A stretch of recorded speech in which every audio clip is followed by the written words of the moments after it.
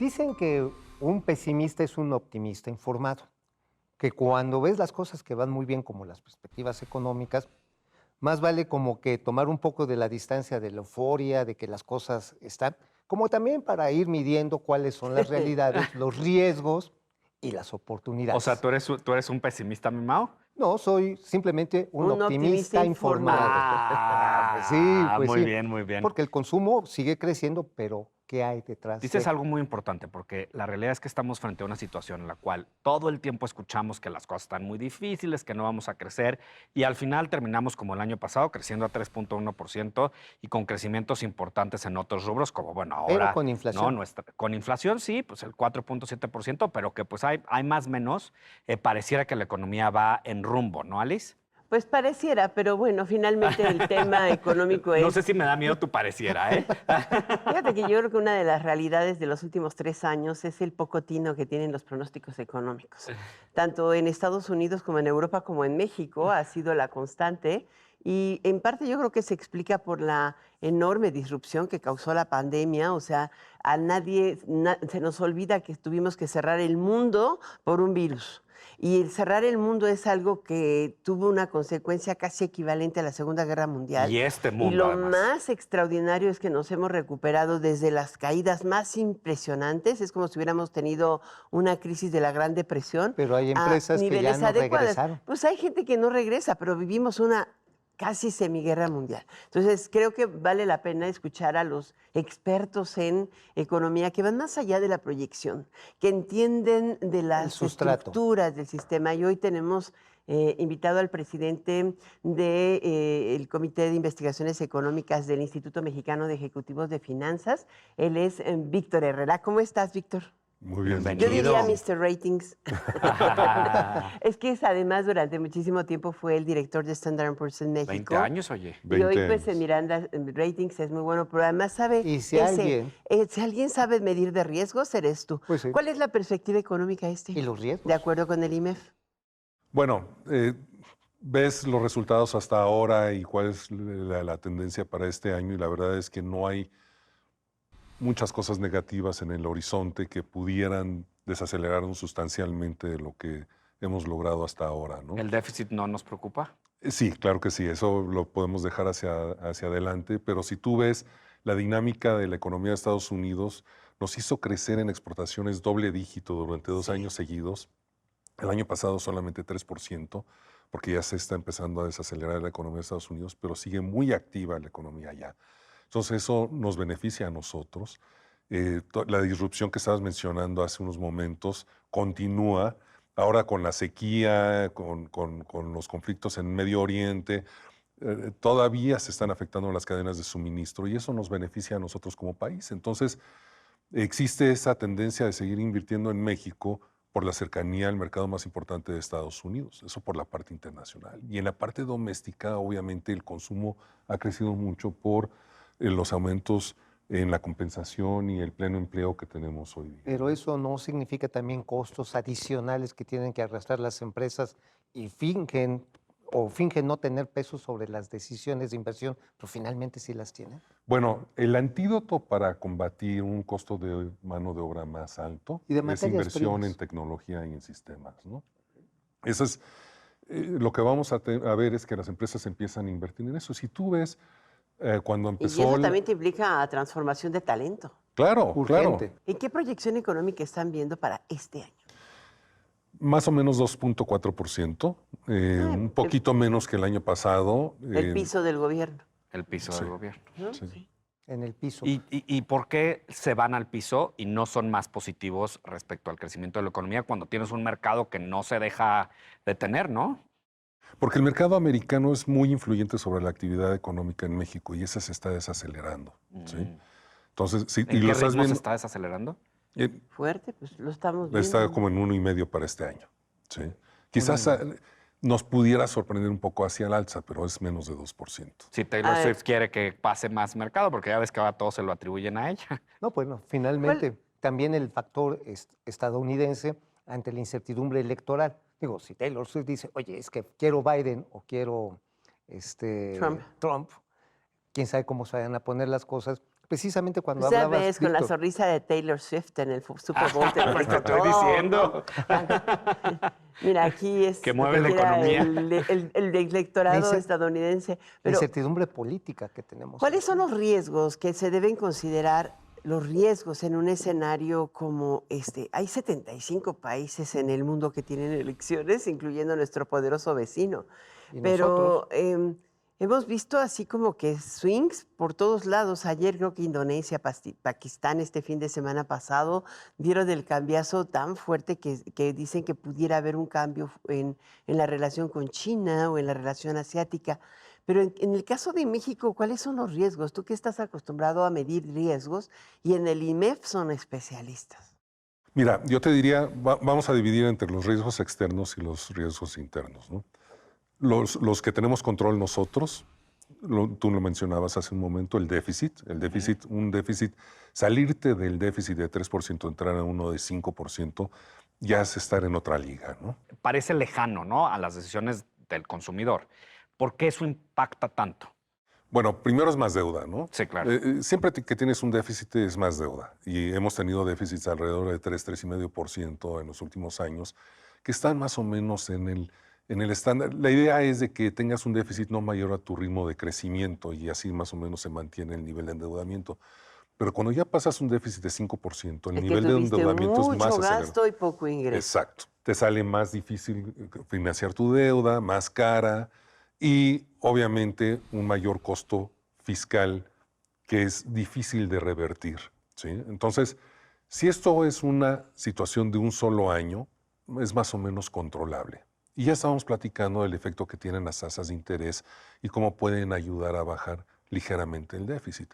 Pero hacer un recorte de 2 puntos año con año es bien complicado y tenemos experiencia de eso a finales de los 80s. Entonces, si se repitiera un déficit de 5%, estamos entrando en una dinámica muy complicada para el 2025 y no va a haber 2026. recursos para pagar los intereses y el servicio de esa deuda. Claro, y tú mencionabas las calificadoras. Las calificadoras tienen un disparador en las calificaciones, que es el cuánto pagas de intereses de tus ingresos propios como país, Ajá. y es 15%, y ahorita estamos en 13%. Entonces, un aumento en el apalancamiento con un retraso en la baja de las tasas te acerca mucho a ese disparador automático. Ahora, Estamos en el 13%, nada escenario, más 13%, Todavía no tenemos la cifra definitiva para este año, pero está entre 13 y 14. y O sea, estaríamos el llegando Sí. a la barrera de los 2 minutos, dirían en el Super Bowl. Ay, ay, ay. ahora estamos, digo, sin extremar, te digo que finalmente los pronósticos casi no los cumplen ni siquiera. Creo que el más atinado en los últimos 4 años ha sido el sector público, curiosamente, pero hemos visto un crecimiento importante del ingreso, pero no suficiente para apalancar la infraestructura que se ha gastado con presupuesto. Los trenes y las obras, la refinería y esto, una vez terminada la construcción o en el sexenio que viene, ¿se tendría que dedicar igual de cantidad de recursos para mantener estas obras? ¿Cómo se podría ver el escenario hacia adelante y dar confianza? Mira, yo te diría que estas obras que todavía no muestran su retorno para la sociedad, porque apenas se están terminando, en su conjunto cuestan más o menos como 60,000 millones de dólares, ¿no? De lo que se ha gastado. En algún momento van a empezar a redituar algo, ¿sí? Pero lo que realmente se necesita para invertir para la expansión, sobre todo si se empiezan a relocalizar las empresas aquí en México cerca del mercado americano, son más cruces fronterizos, ampliar los puertos, tienes un... Que las aduanas no se atoren. bueno, En que no haya sistemas, por bloqueos favor, en los inviertan. ferrocarriles en Lázaro Cárdenas. Nuestros 2 mejores puertos en México son Lázaro Cárdenas y Altamira, hoy día, porque los otros están saturados. Pero el de Altamira está pegadito a Estados Unidos.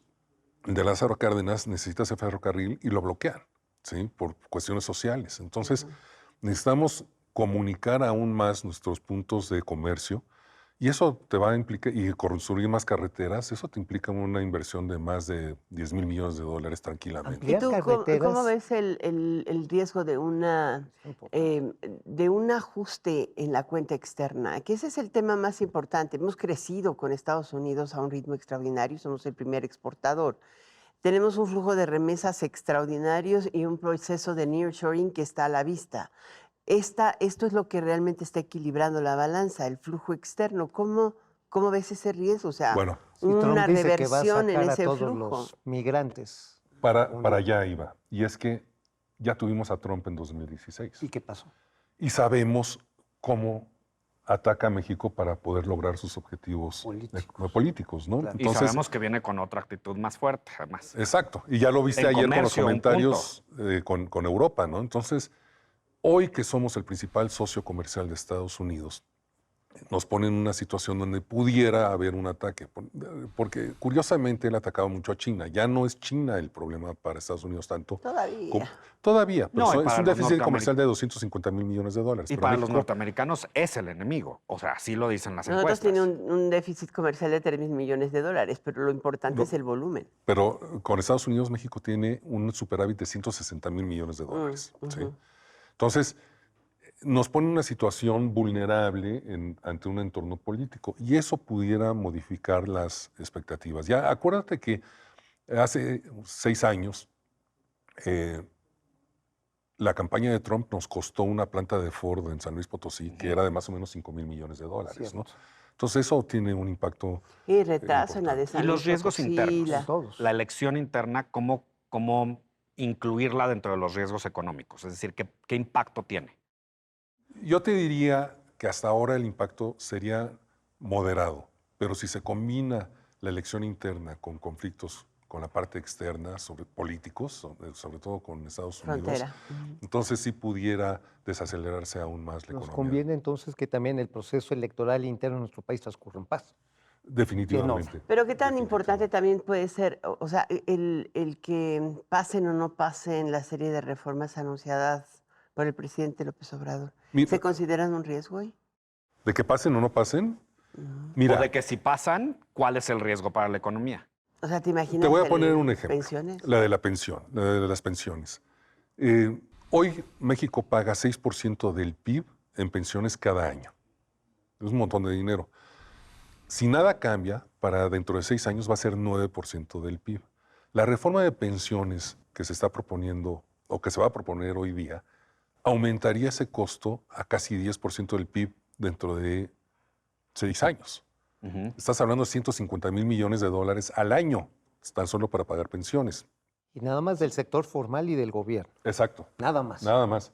Entonces, si es un reto conseguir financiamiento para 9% de las pensiones en 6 años, hoy día, imagínate si le echas otro punto más, ¿no? Entonces, esas son las cosas que, si se proponen, tienen que venir acompañadas de una fuente de financiamiento para poder Y sostenerlas. esto te hace pensar sí o sí en la necesidad de una reforma fiscal, o sea, entre cubrir el déficit, seguir pagando los temas como el tema de pensiones y la debilidad estructural de las Oye, empresas pero del Estado en sacarle materia más dinero energética. a los ciudadanos y a las empresas, no sé si sea la mejor idea. Pero ¿de dónde va a salir entonces? Porque si Esa no es la lo, otra si no lo pregunta. sacas de los ciudadanos y de las empresas, ¿O cómo? entonces es a través de deuda. Y ese es O a todavía través peor. de una Y ahí mejor ya no asignación tenemos- del gasto, ¿no? O una mejor asignación del gasto. O pero- ampliar la base fiscal que nunca nos Pero hemos atrevido. ese pera me dijo todo. O sea, una mejor asignación del gasto, ¿no? Está complicado hacerlo cuando tus compromisos son crecientes. ¿Sí? Sí. Sí. Porque si tú ves una cuarta parte del presupuesto ya está etiquetado, sobre todo en pensiones. ¿Y qué tanto puedes moverle ahí? No puedes, es una obligación creciente. Entonces tienes que hacerte de más ingresos. Y más ingresos definitivamente es más impuestos, ¿no? De alguna manera. Pues bueno, se no me nos puso está la piel chinita. dando una Me puso salida la muy piel linda, chinita, ¿verdad? no sé, Él no es sé. Víctor Herrera, es presidente del Comité de Investigaciones Económicas del Instituto Mexicano de Ejecutivos de Finanzas. Muchas gracias por estar en esta billetera. Gracias. Nos Gracias. vemos la próxima semana, no se lo pierdan, ¿eh?